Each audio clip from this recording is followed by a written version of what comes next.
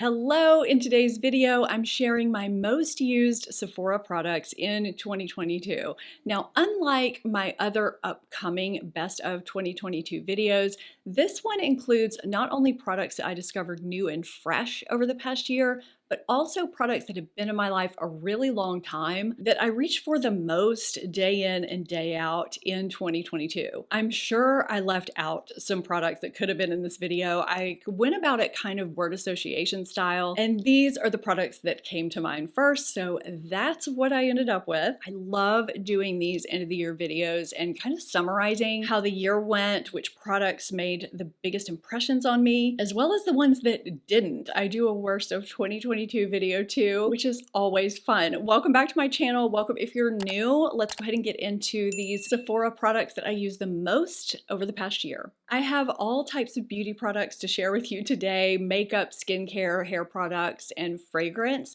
The Fragrance for All event has started at Sephora. This particular video is in partnership with Sephora to share more about that event, where you can save 20% off full-size fragrances through December 24th with the code FRAGRANCE20. It is a one-time use code and can be used online, in store, at Sephora, and Sephora at Kohl's, which is perfect if you have that person in your life that seems to have everything. You never know what to buy them, or if you need a last minute or an unexpected gift or a little something for yourself. I'm a fragrance girl, so I always appreciate saving a little bit on a full-size fragrance. So I did end up finally picking up a Jo Malone Wood Sage and Sea Salt. That leads me into the brand that I use the most over other fragrances in 2022, probably 2021 too, and that is Jo Malone. So I've talked forever on my channel, it seems like, about Peony and Blush Suede. It's such a beautiful feminine fragrance. It's not too floral or too sweet. It's just so beautiful. I know fragrance is very individual, but it's one of my staple daily favorite fragrances. That's actually my second bottle. I also have a Honeysuckle and Divana. I had the travel size of this and upgraded to the full size, I don't know, a little while back. And I have the 1 ounce Mimosa and Cardamom, which will end up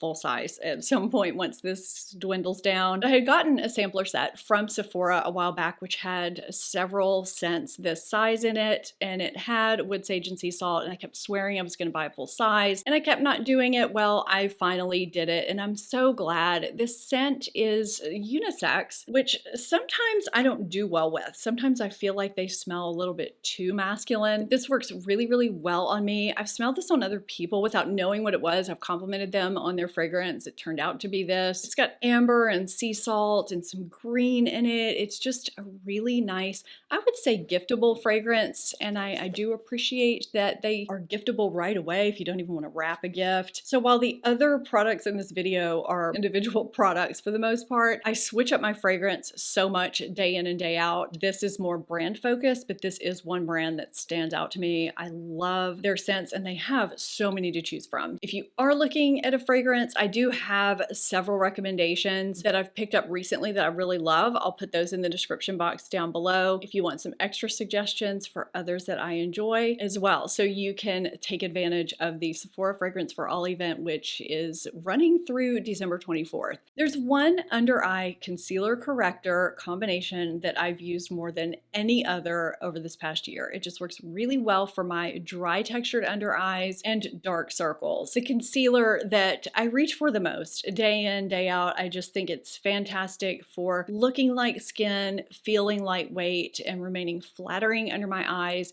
is Dior Forever Skin Correct. This has been a staple of mine for a long time. The shade that I've been wearing the most lately is 1CR. I used to wear 2CR. I don't know if my skin has lightened a little bit or if I just like to go a little bit brighter under my eyes, but that's what I'm doing now. I do still use 2CR on my face, and I think I've done this concealer a disservice by not talking enough about how it is so great at being a multifunctional concealer, at covering underneath your eyes as well as on your face. Because I talk about how great it is for under the eyes so much, I just neglect telling you guys how great it is on my face. I mean, I have a red spot under my nose today that I concealed when I initially got ready, but I've been blowing my nose a little bit. It got wiped away, and I concealed on top of my makeup, and so I just topped it off as I I sat down to film, and it just works beautifully and still looks like skin. The first product that I dab on right where I have darkness, very localized, is the Bobbi Brown Stick Corrector. It's creamy and wears so well underneath any concealer I've tried it with and allows me to use less concealer. The shade I use is Bisque, and I left mine downstairs because I used it when I got ready this morning and it didn't make it up here. Now, I'm not quite finished with this under eye concealer corrector equation. I have one more concealer, Laura Mercier Flawless Fusion in shade 1C, that I reserve for if I need a little bit of extra brightening right in the darkest hollows after I've concealed and corrected already. I'll just add a dot or two and blend it out in the hollows of my tear troughs because I do have hollows under my eyes. I don't necessarily do this every day, but this is the product that I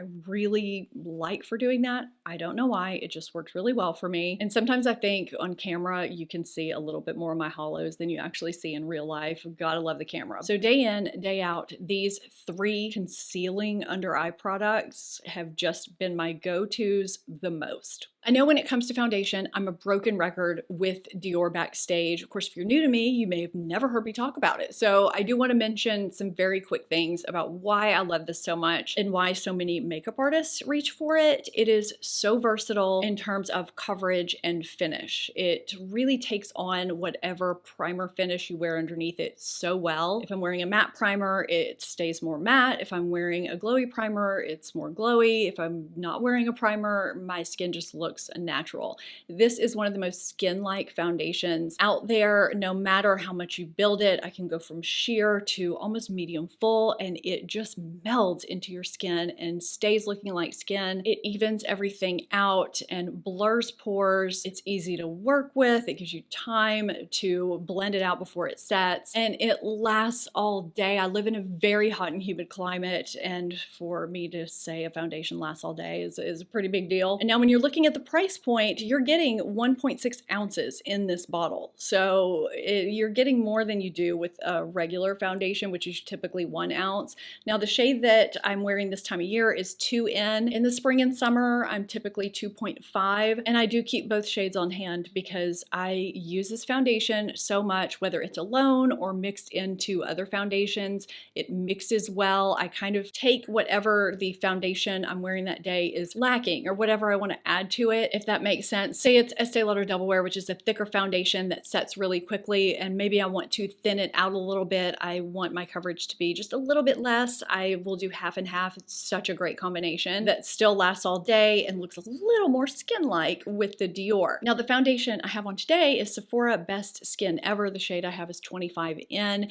This looks really nice in person. I'm hoping you're seeing that on camera. Sometimes my makeup will look great in person, and then I sit down in front of a camera and I think, what on earth is happening? It emphasizes everything that's bad, or my lights just reflect things that shouldn't be reflected, but in person the foundation looks good. I'm including this as kind of a bonus because number one, these mix together really well. This also gives a really nice natural finish. It doesn't last as long on me as this one does, but it's still a beautiful foundation. The price point is great. So I just wanted to give honorable mention because since I discovered this year, I have been reaching for it quite a bit. So for those of you who may not want to go all in on the Dior, I wanted to maybe give you another option that I've also been loving. Now, I wasn't finished with my under eye area. I know some of you might have thought that because you know how much I reach for Pat McGrath Labs under eye setting powder. I have the lightest shade, which looks white, but it's actually translucent once it blends out. And on me, this is just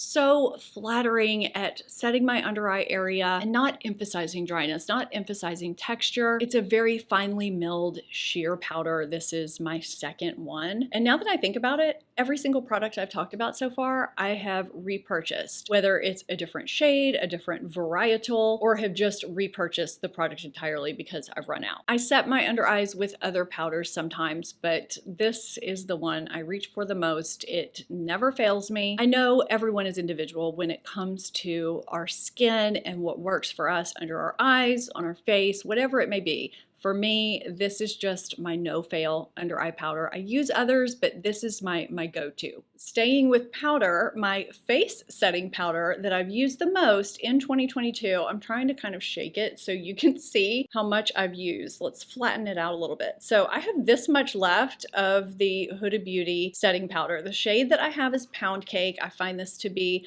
very translucent on my skin. It doesn't change the shade of my foundation underneath, which is very important to me. I might just add a little bit now, even though my makeup is clearly already set, but you can see how it's touching up my shine, but it's not caking or looking like I'm adding a bunch of extra powder to my face. It looks very natural. I didn't try this for the longest time because I kept seeing people bake with it under their eyes. They would just let it sit for a really long time while they proceeded with their makeup, and then they would dust it away. And I thought that that's what this was made for, because it is actually called Easy Bake Loose Baking and Setting Powder. I don't actually know what made me finally decide to try it, but I'm so glad that I did, because this is so effective for setting not only my face, but my under eyes too. Even though the Pat McGrath is still my favorite, if I only want to use one powder, this is still pretty under my eyes. Doesn't emphasize anything I don't want emphasized. It blurs pores. It makes everything just nice and beautiful and helps my makeup last longer without looking powdery, which is something I love in a setting powder. I feel like I mention these eye products pretty frequently. I'll try and keep them brief, yet for those of you who may have never heard me talk about them before, I still want to give a little bit of detail for you. So when I think about the eye products that I reach for most in 2022 on a day-to-day basis,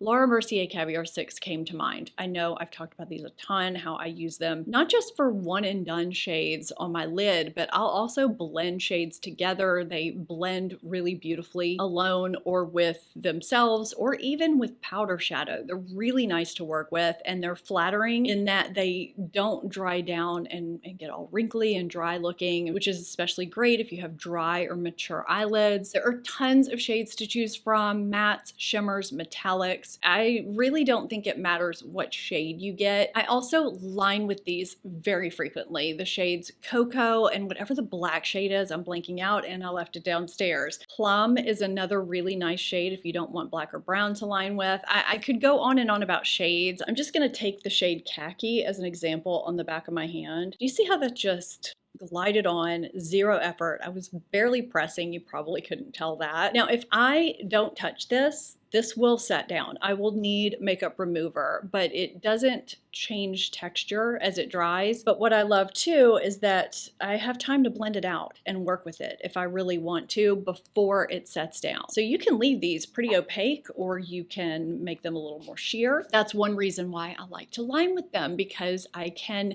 make a precise line and smudge it out, which I personally find to be more flattering the older I get, and they stay on all day. My other eye products that I reach for all the time when I think of eyeshadow palettes, powder eyeshadow that I reach for the most, it has to be basically any Natasha Denona palette. There is something so user-friendly and easy about her formula, about her color combinations that just work. And I realize I'm holding two of her palettes backwards. That's great. I reach for the mini palettes quite often because I have everything I need in here. I just talked about these recently in a video, so I'm going to keep this really short. The mini Biba is one that is downstairs because I reach for it all the time. I mean, I reach for these too. I get ready in both places. These live on my vanity. We have the mini nude, easy day-to-day, throw it in a bag. You have everything you need for an eye look if you're traveling or if you just want to get ready quickly. The mini retro palette I love if I want something a little bit different than a neutral, but still great for day-to-day. And we have mini Zendo and mini Glam, two other favorites. I pretty much always check out her mini palettes because I don't know, I love them. I think they're great. And clearly I enjoy her full-size palettes too. There are even a couple that are not here. The one that I have on my eyes today is the newer My Dream palette because this is newer. I've been reaching for this quite often.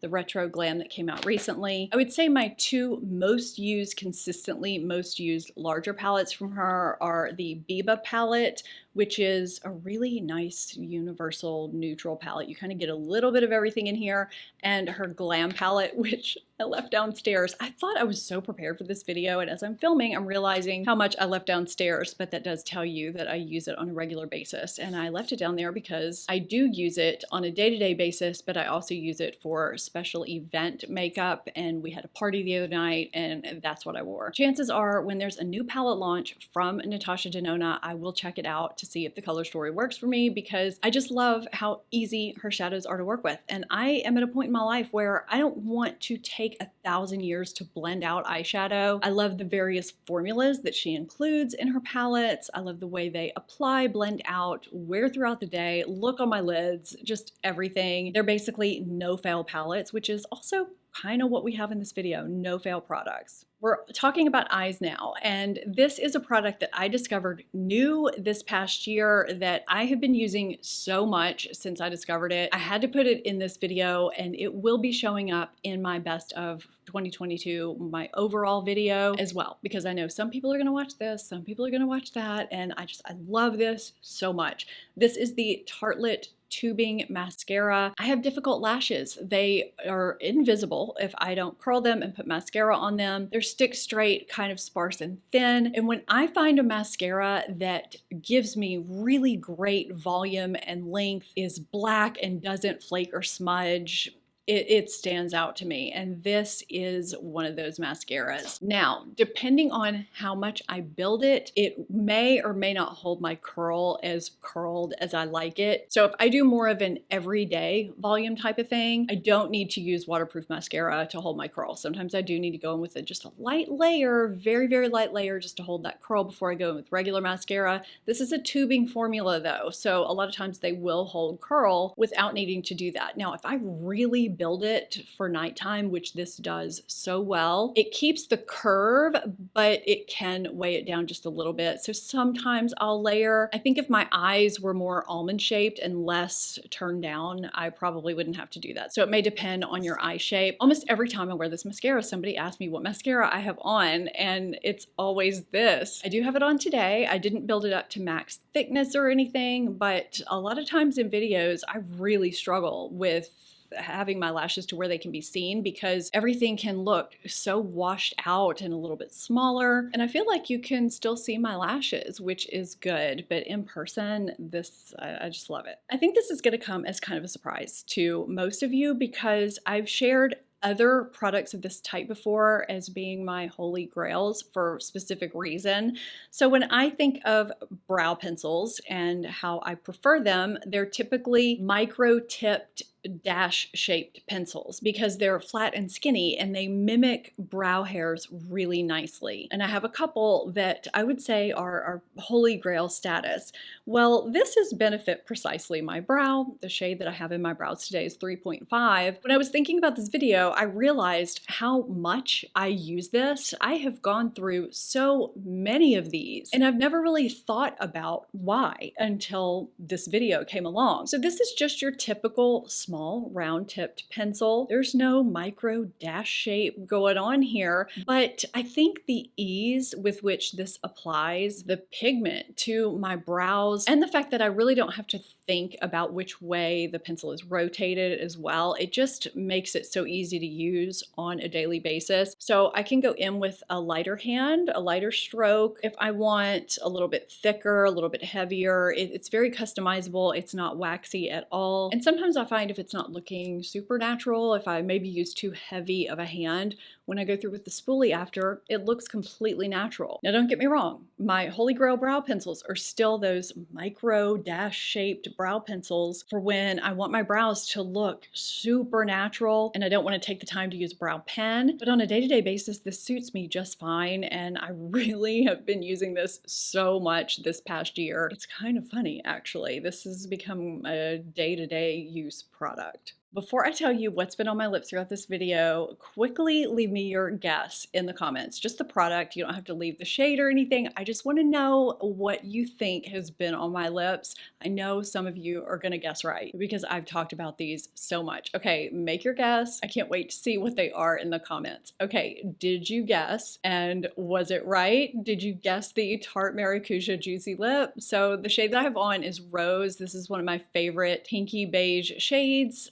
I love these so much, and I've worn them so much this past year. I'm holding 5 shades here, all of which as of today are in stock at Sephora. I have Rose, which I have on, Orchid, Strawberry, Grapefruit, and Hibiscus. Now I also have and love the Maracuja Juicy Lip Plump. I think these are every bit as good if you want a little bit more fullness, plumpness, juiciness, and these have a little bit more opacity as well. I completely interchange and wear the two all the time. I have even more of these in duplicate shades. I keep them in purses, I keep them on tables, I keep them in drawers. I just love this formula, which actually lasts a decent amount of time for this type of nourishing, glossy balm type product, which is one reason why I just continue to reach for them. They have nice, nourishing, soothing ingredients. Now, one thing that I always point out about these is that if you go in to apply them like a regular bullet lipstick, you're gonna smush the product. It's a very soft lip product, so you really have to use a light hand. Sometimes I even dab it on, and then I smush my lips together, and they're just so comfortable. I haven't reapplied this since I started filming. I've been taking sips of water in between takes, and it's still here. I really just wanted you to see how it wore organically throughout this video. It may have faded since the start, but it's still here. And I've been filming for about an hour and a half now. Yes, I know you're seeing how many minutes, and it's been an hour and a half. Sometimes that just happens, but honestly, it does not matter what shade you get. These are just so nice, and I've actually been so surprised to see random people I know here and there just pulling these out of their purse and using them. I'm realizing how many people in my everyday life out and about use these and love these too. I'll top mine off a little bit so you can just see. They're especially flattering if you're like me and you're over 40, maybe even close to 50, and you're not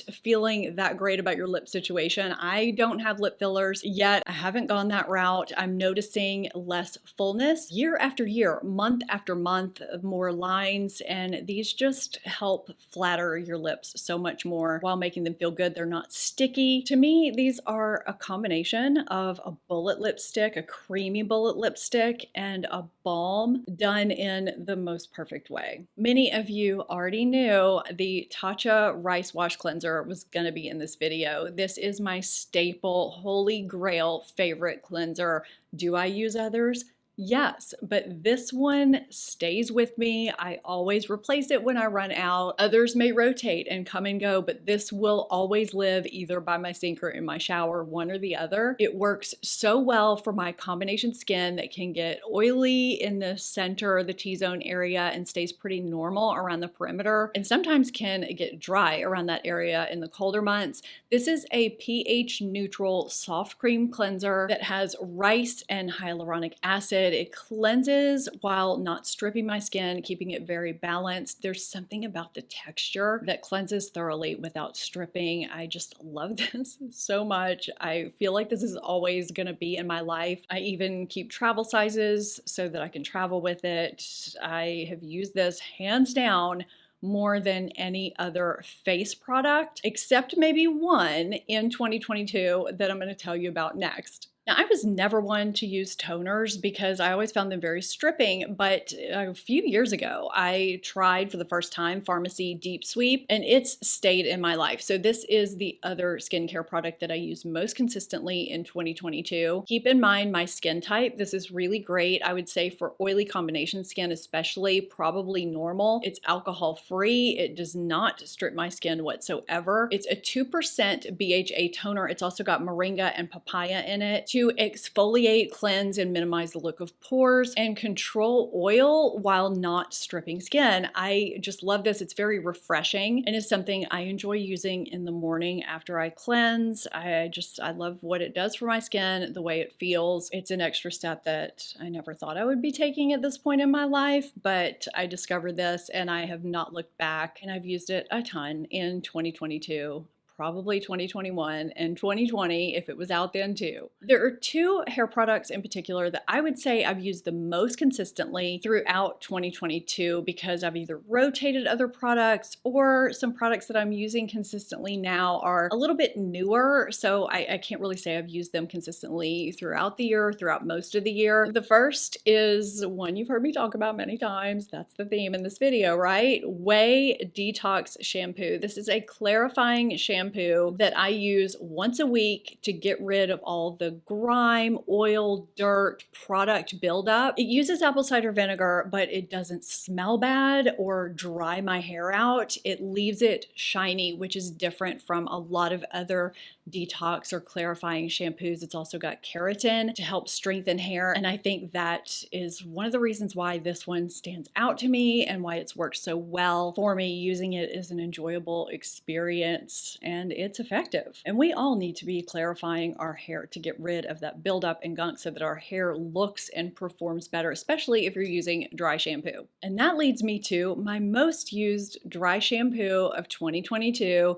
Living Proof Perfect Hair Day Advanced Clean. Now, I do still keep their regular original dry shampoo in my rotation. That was my holy grail before this one came along. And I think both are really great for removing oil, dirt, odor, sweat from your hair effectively. A lot of dry shampoos will just kind of mask it and give you a lot of white buildup. This does not do that. This also adds softness and shine, so it really mimics having just washed your hair better than any other dry shampoo I've used. There have been times where I've used it and I thought, did I just spray anything in my hair? Because it still has a shine, a luster to it, but my hair feels and looks so much better longer with this than other dry shampoos. And if there are days that I need to skip washing my hair for whatever reason, it is imperative that I have a really good, effective dry shampoo. It also doesn't smell bad. I've just never had another dry shampoo that does the job so effectively and conditions my hair in the process. They always make my hair feel dry and look dry, and this one doesn't. And so that's why I've used it so consistently since I discovered it. I find it to be as important to hear about things that don't work out for people as it is to hear about those that do, because it can help us save some money. So if you haven't seen my Worst of Beauty 2022 video, be sure to check it out. Thank you so much for watching. I'll see you next time. Bye.